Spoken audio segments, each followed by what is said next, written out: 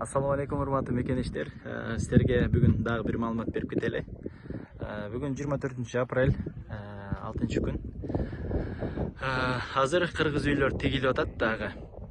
Достор, ертең чогулуш болот. Куршап стадионунда деп атышат. Саат 11:30 дешти. Бирок, достор, кыргыз үйлөр тегилип, бүгүн дагы чогулуш болот. Saat 4-5'lerde, 4'lerde çoguluş болот дешти азыр. Достор, мына кыргыз үйлөр. Ар бир айыл бирден алып келип тигип атат. 1, 2, 3, 4, 5. Бул кыргыз үйдү дагы экөө азыр алып келатат дешти. Ошо менен 7 кыргыз үй болот. Дагы тигилет, достор. Бул маалыматты бөлүшүп коюңуздар.